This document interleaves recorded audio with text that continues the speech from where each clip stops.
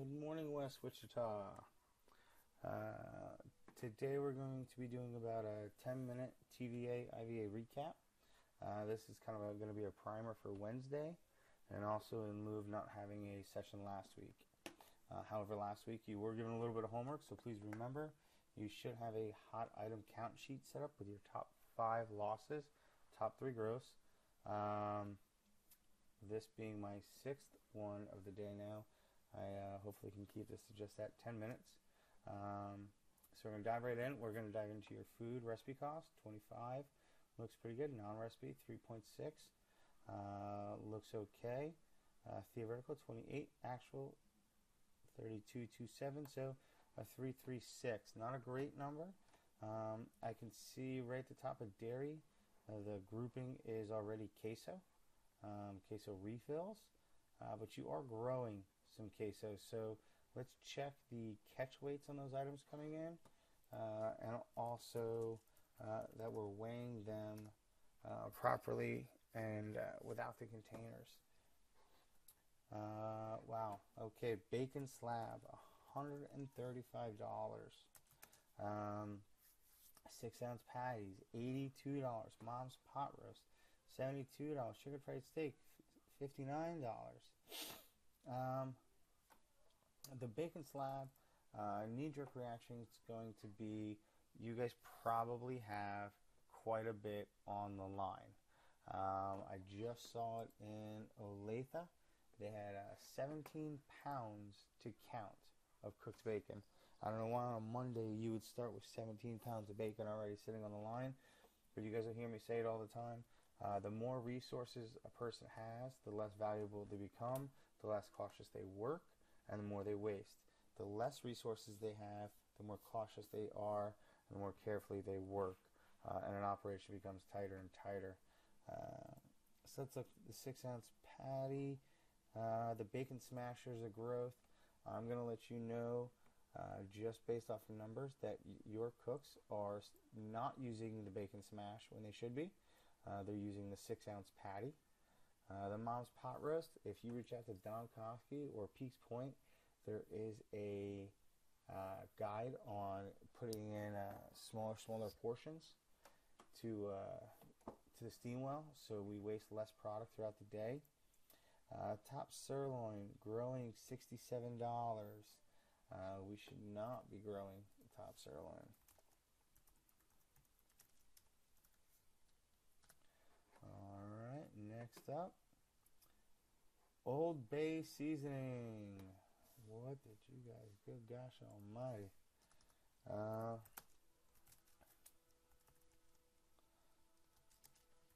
Alright, so that just may be an administrative error where Cisco says you are getting a each, but they have it set to a case, and it's information that automatically gets downloaded.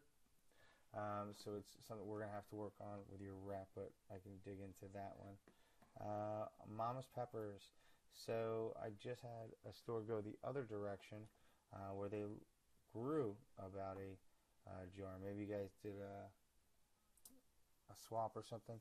The best way I always recommend counting those things, because they are so expensive, is with a Sharpie, just marking a line with your count, the number, and the date in your initials. So you can breed some consistency into that product. Starting to have a lot of growths in here, which we should not be seeing. I don't know, gee golly. Your TVAs should be much different than what it is. Unfortunately, I apologize to tell you that. Because you grew $366 in marshmallow topping. I'm going to guess that's a admin error. We'll check when we go to the All Food IVA. This is where I start in the TVA to gathering my list of products that I'm going to start hunting down and say, is this a admin or ops? Bread hoagie, you guys probably shouldn't be growing that. Chips, those are something that we just don't see grown. So I will tell you to get on the phone with Olathe and call them, because they have the best poultry costs in the entire company. You guys are losing almost $700 in chicken.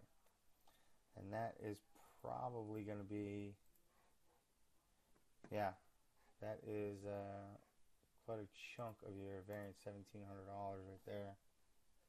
We'll take the marshmallow and cream out. That'll be $2,000. Let's check your produce now. Avocados, parsley. Avocados, you guys, that's super expensive. That means we're leaving smash on the line. We're over prepping. We're not knocking air out. Again, on Peaks Point, reach out to Don Koski. He's got all kinds of information on making avocado smash kits, where literally it's just staged for the next guy, and it takes less than 5 minutes to make a batch. Looks pretty good other than that. I would check the salmon to see why we're growing there. We'll jump over to the bar. Alright, recipe cost 22, pretty good. Non-recipe, I always like to point out non-recipe in the bar. It's a little easier to understand. So non-recipe cost, when you add non-recipe cost to recipe cost, it equals your theoretical. Now your actuals are what they are. They're just going to be that. That's how much food you have in-house. It's not going to change. So we have to change the theoretical, or we have to change recipe and non-recipe cost. Now, if non-recipe cost goes up, your theoretical goes up, and your actual stays where it's at, but that TVA, the variance, goes down. If your non-recipe cost goes down, more than likely your variance will go up. So there's 3 reasons why things show up in non-recipe cost. 1, they're just straight up not in a recipe. 2, they are they've had their recipe measure zeroed out like beverages. They're still in recipes, however they don't actually calculate. Or 3, the item has not been sold in the inventory period. So if you look from 619 to 625, Sambuca was not sold, Absolute Citron was not sold, and you guys look pretty good compared to some of the other units. But this $25 is not $25 variance. It's $25 in actual usage. So if a bottle of Sambuca is $20, you use the bottle and a quarter. So I would look into that. That's typically a count issue when you start seeing stuff like that. Raspberry cordial, melon cordial, you're always going to see some fluctuations in those because they're just not recipes. Keg deposits, I brought this up with each unit. You guys had $1,700 out and $1,400 back in. Be on top of your drivers about picking up kegs every single time. And the reason I say that is some drivers like to just pick up kegs when there's enough. And if they're cyclical like that and you get caught on the downside and you get a whole bunch of returns, more than your deposits, it'll drive your non-recipe down into a negative, which would drive your theoretical down to like a 17, which you're not going to hit. So you got to stay on top of drivers. You got to make sure those keg deposits get turned in. West Wichita, you have some homework. You need to find out these items in your non-recipe, how they're being rung up for the Aeroplanes Friendly Aviator and the Boulevard. Alright, let's check your variance out, make sure there's no crazy growth going on.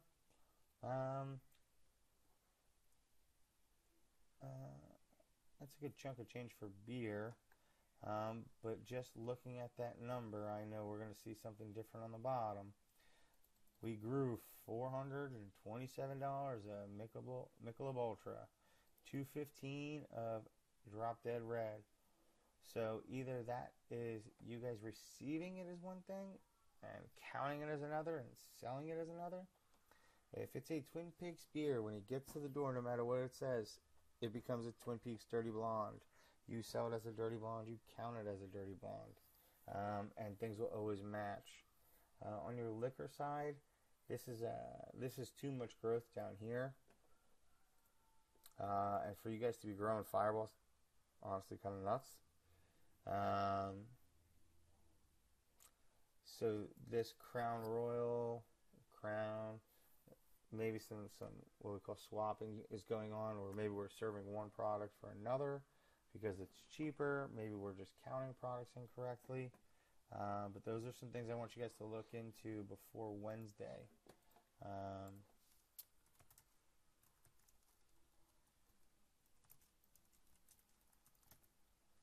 All right, and then we're going to jump over to your all food IVA. Now this week you should have been doing hot item counts all week long. I'm going to pull your hot item IVA tomorrow. Take a look. Make sure you've been on top of it. Seafood. I would just question if the shrimp and the salmon have similar boxes. Because it looks like they're off by about the same amount of poundage. Bacon cooked slice. The amount of bacon you have sitting on the line, 19.95 pounds. Yeah, this is my new craziness. Holy shnikes. Are you telling me that you guys had 62 pounds of bacon on the line? That's got to be a mistake. That would be why you lost 55 pounds of bacon in a week. If somebody cooked 62 pounds of bacon for a Monday morning, a part of the sarcasm, it's been a long day, but it's that's special. That's special. We got to have a conversation there. So let's talk 6-ounce patty.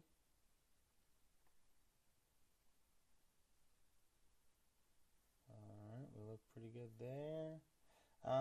From what I hear from my people I talk to out in the field, this is typically the product that cooks will eat. Third one on, you can't tell if there's an extra one on. That's the one that they try and sneak in there. Like I said, so the next one, Mom's Pot Roast. Don's got some information on making smaller bags so you can put less on the line. Top sirloin.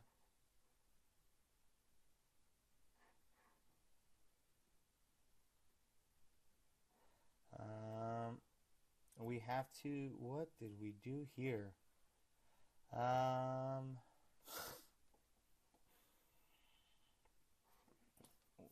West Wichita. Here's your homework for Wednesday.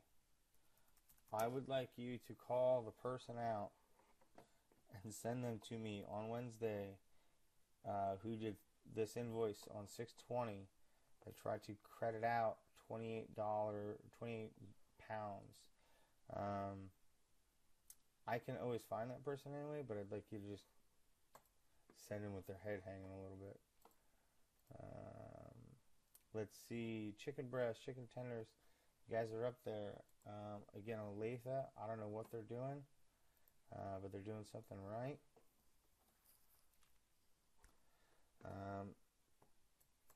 The one thing I will point out right away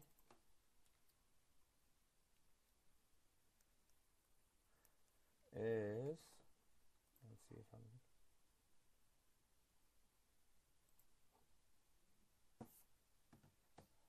alright, so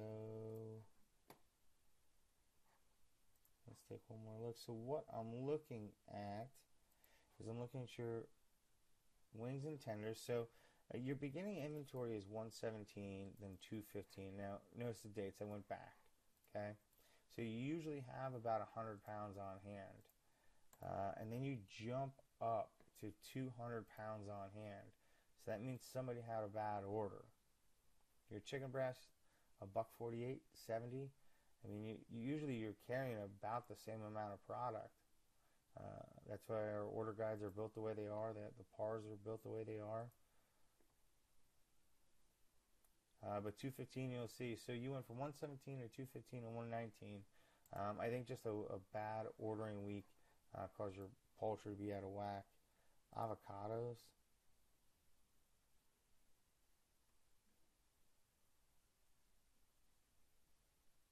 I want to make sure you guys are counting these by the pound, not by the each.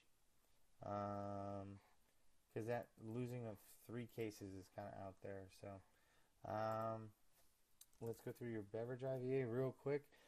Other than that, you guys are doing pretty good, but I do want you to go listen to, when you're listening to this, to take some notes and do have some answers, please. It'll give you an idea of where to start digging in on Wednesday when I ask you guys to start driving the ship a little bit. This just looks like a straight variance. Let's start looking down here. So, Fireball, how do we grow? We had 5, we ordered 5, we ended with 6. I would assume it's just a counting error. I double check some counts, maybe do a inventory count adjustment. Beer, so look here at Bud and Bud Light. I mean, we're missing a keg and a half total. Corona, 94 bottles. But we grew 2 kegs of Ultra. So we've got to be doing some high item counts. We've got to be a little sharper with the inventory. And that is it. So I'll talk to you guys Wednesday. Homework, your hot item counts and IVA, and start having an idea of how we dig in and identify possible issues come Wednesday, all right? Bye, guys. Thanks.